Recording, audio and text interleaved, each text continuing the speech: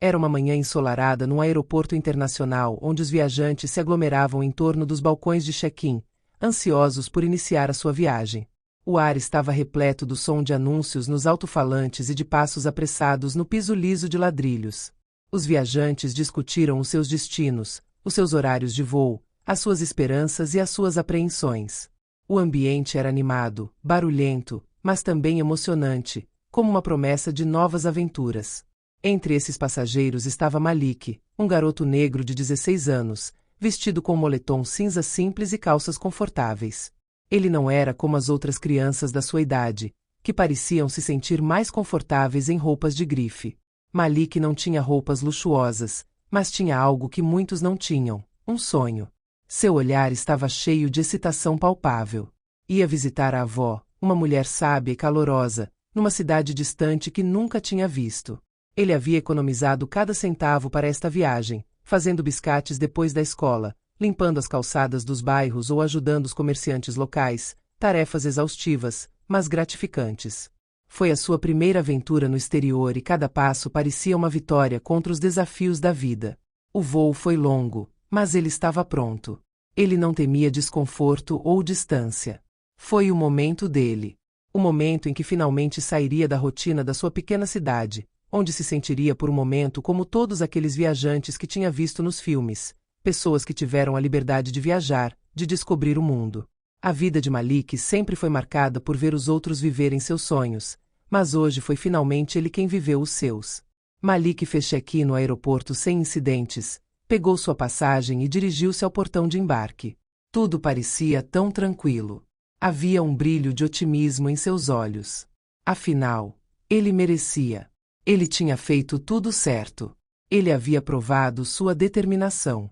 Afinal, ele era apenas um adolescente, mas sentia que finalmente estava pronto para conquistar seu lugar neste grande mundo.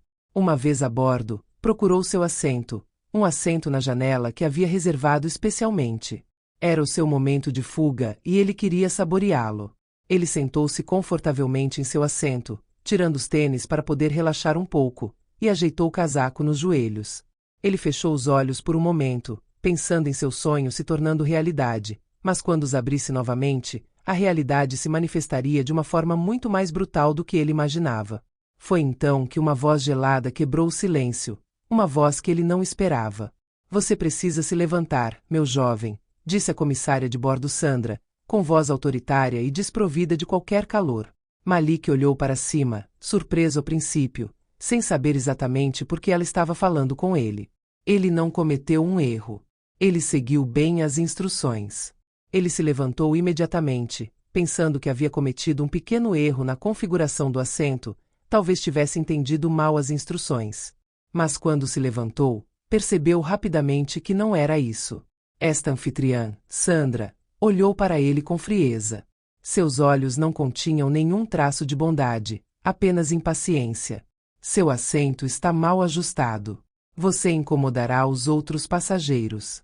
Você terá dificuldade para sentar-se corretamente. Você terá que trocar de assento. Malik, confuso e um pouco inquieto, tentou responder. Mas, já estou bem estabelecido, não entendo. Mas antes que ele pudesse terminar a frase, ela o interrompeu bruscamente. Venha comigo.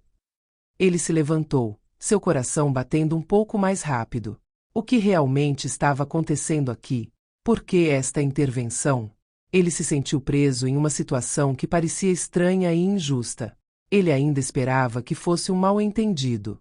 Mas enquanto ele seguia a anfitriã, ela mal olhou para ele. Ela o arrastava em direção à porta de saída do avião, como se ele não passasse de um fardo. Este lugar é muito desconfortável para ele, ela sussurrou para outra anfitriã, nem mesmo se importando com a presença de Malik. Era como se ela não o visse como uma pessoa, mas apenas como um problema a ser resolvido. Malik, com o coração batendo mais forte, protestou novamente. Mas estou pronto para me instalar. Só vou me ajustar. Me desculpe, farei tudo o que puder para... Ele sentiu um calor tomar conta de seu rosto, um calor que nada tinha a ver com a temperatura do avião. Uma vergonha, uma humilhação que ele não havia previsto. Mas antes que ele pudesse terminar a frase, Sandra virou-se para ele e num tom seco e impiedoso, respondeu. Não, Já é demais. Você vai ter que sair do avião. As palavras atingiram Malik como um tapa. Não havia espaço para discussão, não havia espaço para humanidade. Foi uma decisão tomada de repente, sem a menor empatia. A frieza em sua voz parecia desprovida de qualquer compaixão.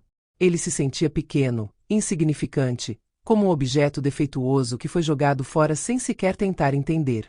Ele era apenas um obstáculo no sistema de Sandra, e esse sistema parecia ter sido criado para fazê-lo desaparecer. Os olhos dos outros passageiros estavam fixos nele. Alguns murmuravam entre si, outros desviavam o olhar, constrangidos com a cena que se desenrolava diante deles. Ninguém interveio. Ninguém lhe deu a chance de se explicar. Teve a impressão de ser invisível para a maioria, mas ao mesmo tempo suportou o enorme peso do olhar de quem o julgava sem sequer conhecê-lo. Sandra chamou um segurança. Malik, sem entender o que estava acontecendo com ele, foi escoltado para fora do avião, como um criminoso sendo evacuado discretamente. Ele se sentia tão fora deste mundo, como um estranho, apesar de pertencer ao mesmo espaço. A porta do avião se fechou atrás dele com um som metálico, ressoando em seu peito como o estrondo de um trovão. Ele não teve chance de dizer nada. Ninguém tentou entender. Foi apenas mais uma humilhação em um mundo que parecia nunca ter fim. Na manhã seguinte, Sandra acordou com um peso no coração, um mal-estar profundo que se estendeu muito além da injustiça que ela infligiu a Malik. Enquanto ela examinava os relatórios do voo, as lembranças dos acontecimentos de ontem se repetiam em sua cabeça como um filme que ela não conseguia parar. Ela revive cada gesto, cada palavra, e a clareza dos seus erros a invade, mais forte do que nunca. O menino, Malik, não fez nada de errado. Demorou um pouco mais para configurar, algo mundano que deveria ter sido consertado em segundos. Ela percebeu que havia agido precipitadamente, ignorando a oportunidade de entender, sem lhe dar a chance de explicar, de lhe oferecer um pouco de paciência. Não foi a primeira vez que ela teve que lidar com passageiros considerados difíceis, pessoas que pareciam impacientes por motivos muitas vezes fúteis. Mas algo nesta situação parecia diferente. Um desconforto se instalou, mais sutil, mais insistente. Por que ela entendeu dessa maneira? Por que ela deixou que seus próprios julgamentos superassem a lógica? Pensando na maneira como tratou Malik, ela sentiu um constrangimento terrível. Este constrangimento foi muito mais do que um simples erro de julgamento. Foi uma constatação dolorosa, um rude despertar para seus preconceitos internos. Sandra lembrou-se do momento em que viu Malik na fila. Um jovem negro, sozinho, nervoso, com ar de quem não se adaptava muito bem, ou pelo menos foi o que ela pensou na época. Talvez, subconscientemente, ela tivesse visto um alvo em potencial, uma situação que ela acreditava precisar controlar antes mesmo de acontecer. Ele é apenas um adolescente perdido, ela disse para si mesma, um pouco alto demais para ser discreto. Esses pensamentos furtivos, alimentados por estereótipos que se enraizaram muito antes de ela perceber, influenciaram seu comportamento. Mas a verdade veio à tona de uma forma cruel. Malik era apenas um adolescente, nervoso por viajar sozinho, que só precisava de um pouco de paciência, de um ouvido atento. E ela não lhe ofereceu nada disso. Ela se viu sentada em seu quarto de hotel, os olhos fixos na tela do telefone sem realmente ver o que estava mostrando. Ela ainda podia ouvir o eco da voz de outro passageiro que expressara seu desmentido, um homem que ousara dizer em voz alta o que ela não queria admitir. Ele disse que ela se comportou como se o tivesse julgado sem motivo. Outra verdade dolorosa que abriu caminho em sua mente. Ela sentiu vergonha, não apenas de suas ações, mas também da forma como as justificou dentro de si. Essa vergonha, ela sabia, não se dissiparia facilmente. Quando ela se levantou naquela manhã, ela tomou uma decisão. Algo tinha que mudar. Não bastava dizer a si mesma que faria melhor da próxima vez. Ela teve que consertar esse erro, assumir a responsabilidade por suas ações e aceitar sua própria consciência. Ela imediatamente ligou para o departamento de atendimento ao cliente da companhia aérea, com a intenção de encontrar Malik e pedir desculpas. Ela passou horas procurando, navegando pelos protocolos, até que finalmente conseguiu o número dele. Quando ligou para Malik, ela não estava pronta para ouvir a raiva, a frustração ou a incompreensão que poderiam ter vindo da voz dele. Mas em vez disso foi um silêncio pesado, um silêncio que ela não havia previsto. Malik, do outro lado da linha, parecia tão chocado quanto no dia anterior. Ele respondeu, com a voz trêmula, como se as palavras ainda lhe escapassem. Eu não entendi por que você fez isso comigo. Eu só estava lá, tentando consertar as coisas. Ela ouviu, aquela confusão em sua voz, e isso atingiu ainda mais forte. Eu sei, Malik, ela respondeu suavemente.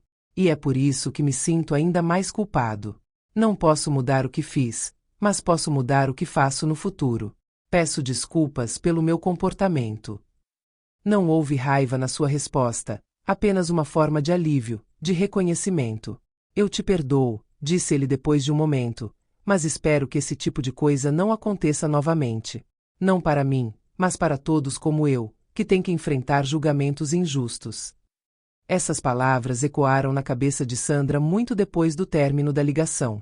Ela sabia que seu pedido de desculpas não apagaria a dor que Malik sentiu, mas foi o primeiro passo para redimir seus próprios erros. Foi aqui que o verdadeiro trabalho começou.